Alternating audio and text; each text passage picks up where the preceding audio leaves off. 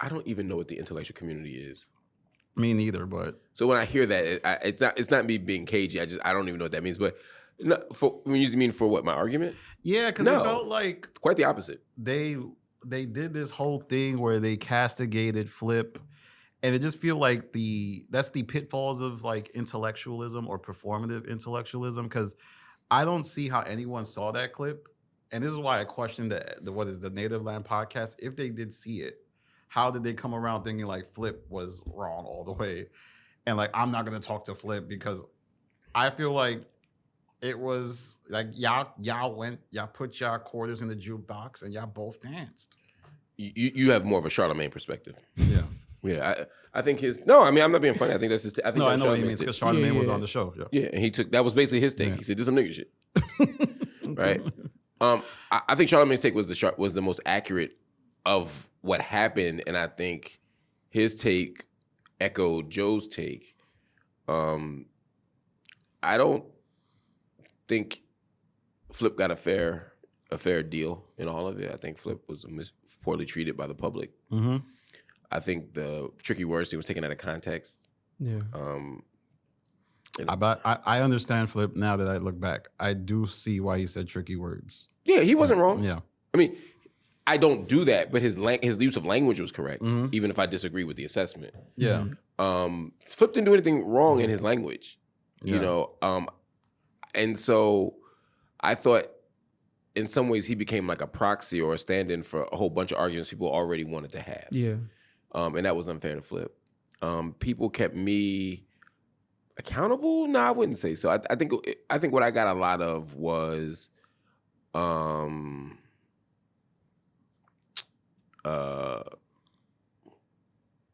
you shouldn't be up there. You know, which is unfortunate because it's not fair and it's not true. And you want to be up there. I love being up there. You seem like so happy up there. Genuinely, I am. I'm mimicking you. You drank water, I drank water. How about that? But I drink clean water. Yeah, that's true. The choices we've made. If you give people a dirty glass of water, a clean glass of water, what you gonna choose? They'll choose MLH. Back at it again. But I don't know, man. I don't know what's going on. I hope you guys get right. It's just odd, you know. Sometimes I think your jokes are really abrasive and childish and sophomoric on the pod, and I don't think you would deny that. So, he about to run you a fade. It look like no, like he about to run you a fade. I don't think they're sophomoric. I think childish. I think they're. Yeah.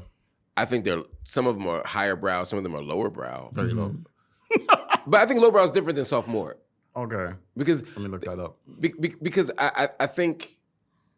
I mean, forget the dictionary for a minute. Just here, you know, I'm trying to make a nuanced distinction between. I mean, what I'm saying is correct, but go ahead.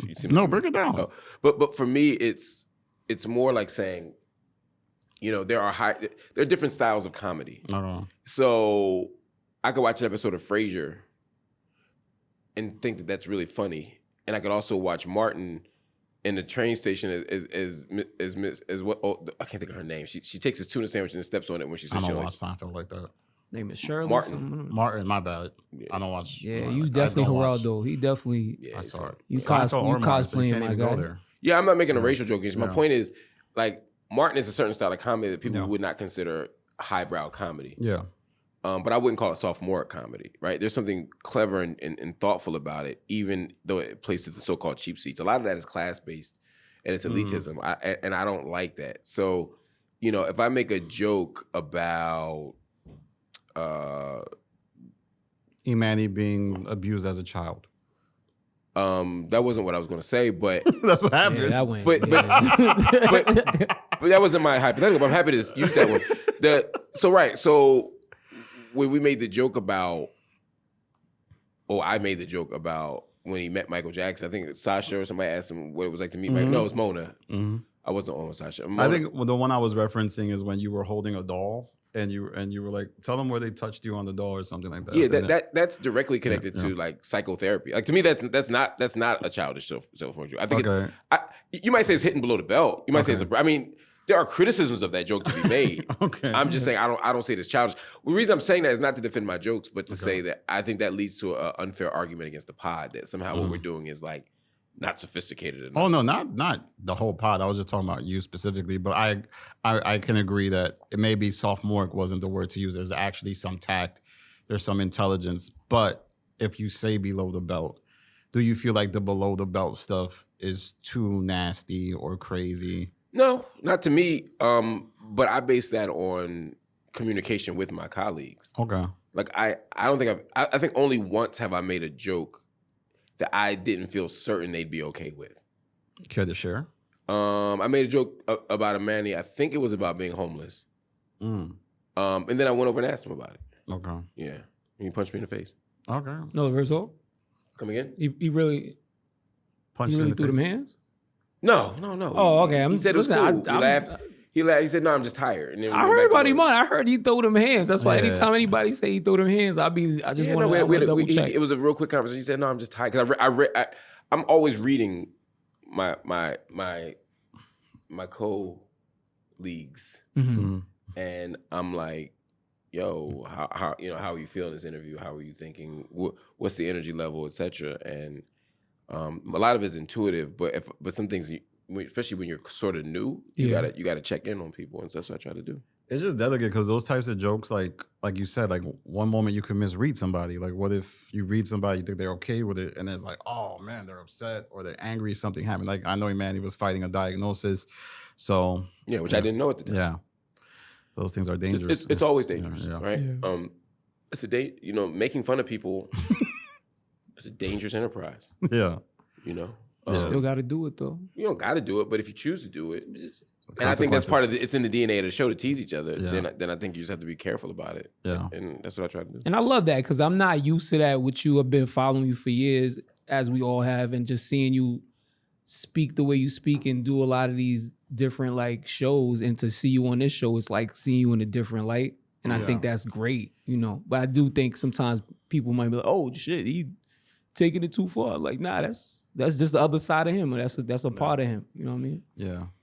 Sometimes I felt like seeing like the Blue Toulousemas or seeing the Angela Rise or seeing all of them talk about like things, it kind of made me reflect on your discussions about why you joined the pod. Like you want to have communication with certain people you never get to talk to. But when the Flip thing went down, it kind of struck to me, is your presence on the pod as unifying as you hope it to be, or is it more divisive? Unifying to who? To like those, like I guess. Who would I be unifying? I'm sorry. The people that you said you wanted to talk to. I don't know if I want to unify anybody. Yeah. I don't think I thought about it that way. That's not to say that wouldn't be a great added benefit, but for me, it was much more about saying there are communities I want to talk to, there's information I want to share, there's perspectives I want to hear, there's teaching and learning that needs to happen in both directions. Yeah. I think in doing that, we'll find, as Joe said the other day, that we're more common than we are different. Correct. That was a classic, Joe. Yeah. It was amazing. And that might bring about some unity, but my goal was I want to unify the people. It was I'm an educator. That's what I do. That's who I am. Above all else, I'm an educator, and that's all I want to do. Do you feel like you're educating the people in the audience? Do you feel like you're accomplishing that? Yeah, for sure. Okay. For sure. That's the goal. I'm not there to educate my co-hosts. I'm there to educate the audience. We're all there to educate the audience. And I want to tie up this segment that was started with Flip. Is like it's not about Flip. That episode was kind of dark, and it doesn't involve Flip. It involved you sharing earlier kind of the stressors you were going in, and it was like So I didn't see the episode that way. I saw the episode because for me it started with me kind of leading a conversation about music and what music what albums could be used to sort of provide a window into who you are, to understand you better. To me, it was brighter than that, and I thought that was the framework for the show for me. It ended up going somewhere a little dark. I agree, or a little more. I wouldn't say darker. I would just say more introspective. But that's fun. To me, it was I'm not well, I guess I am kind of disagreeing, but like you were talking about like money issues. I think you said some story about how.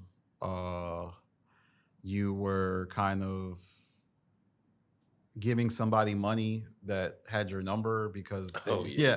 And I was like, that just seemed really dark to me. Like, why did you feel like you had to give someone money? Have to is always an interesting word, but I feel compelled to give from what was given to me. Okay. And that's for people I know, it's for people I don't know. That's for people who I love, people who love me. And sometimes for people who don't love me. Yeah. You know, I think that's part of my duty as a human being, but part of my duty in this society. And so I do it. Sometimes I overdo it. Sometimes I place a burden on myself that's unreasonable or unfair or unearned. And that's the thing I have to work through. I have to do the kind of internal work to figure out why I feel that burden. Mm-hmm. But that's the work for me. You want to give me money? I can't imagine anybody I would want to give money to less. Okay. Yeah, I didn't get a bottle of water from this guy. Nah, I know. I'm still waiting for a couple, you know, but we're not. I heard he's not about breaking that. down the WeWorks. Nah, really. He's not busting part of it. WeWorks. This is a different section of my. Oh, I know. That's what I'm telling him about. I am WeWork. You're not WeWork. We're gonna talk about Yeah, that. I'm not breaking it down. Nah. All right. Well,